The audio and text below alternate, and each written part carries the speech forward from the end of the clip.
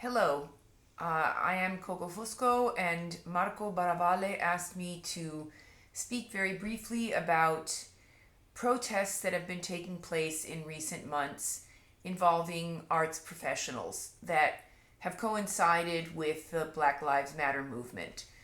Um, I think that I may have not explained myself on email so clearly. I was not referring to arts professionals being in the streets about these matters, although some of them may have protested or joined the protests related to Black Lives Matter and the killing of George Floyd and others. The nature of the protests inside arts institutions has been a little bit different, equally public, but conducted mostly on social media and through arts journalism.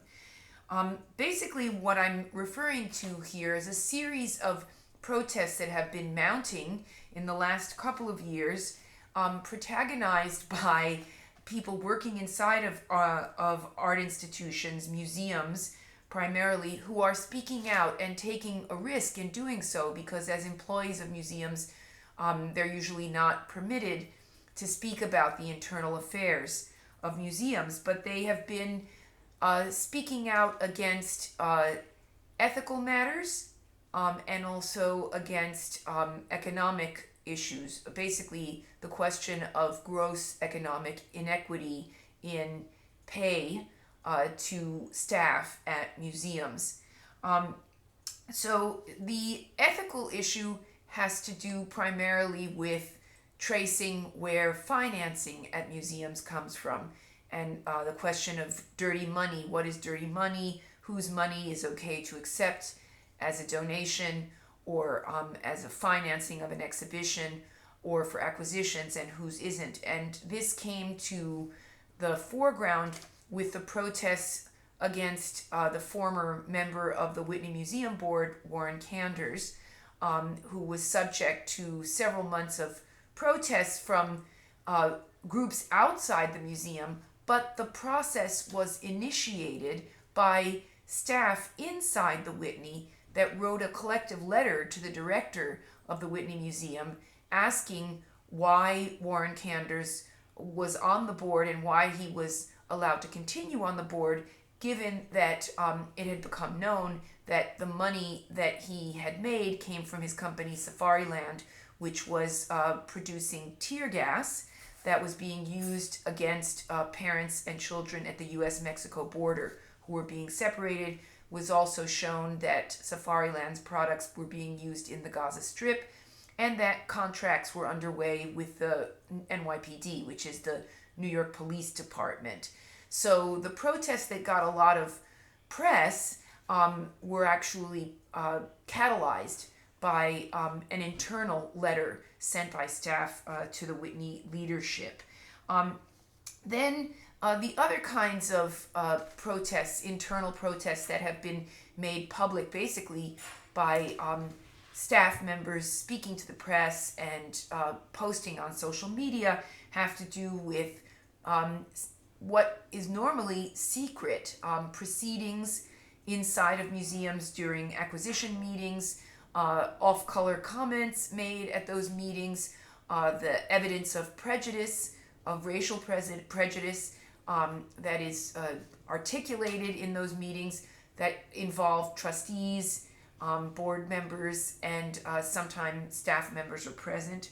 And then there's a whole other area of protest that has to do with working conditions for museum staff.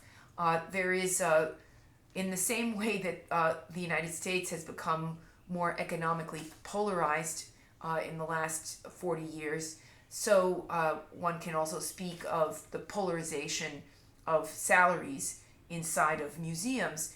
There are museum directors and superstar curators that are paid 6 and 7 figures, and then there's the legions of lower on the scale workers, assistant curators, associate curators, registrars, people who work in the shops, in retail, in maintenance, preparators, and so on, who make very little money and certainly not enough to survive in New York City in a comfortable way.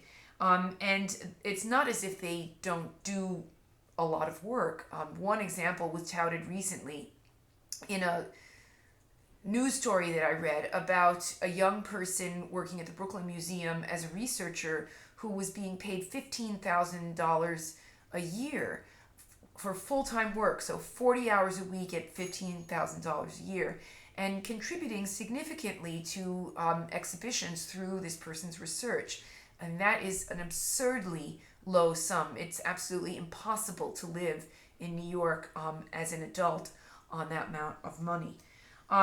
So there's the question of the gross inequities of salaries. There have been efforts at several museums to unionize staff, and those efforts in some cases have been thwarted by high-ranking museum officials and board and trustees that hire, as was the case in the New School, anti-union consulting firms to come in and intimidate workers and discourage them from unionizing. There's also been public airing of complaints about racist attitudes inside of museums that have affected staff people of color. And all of this together has put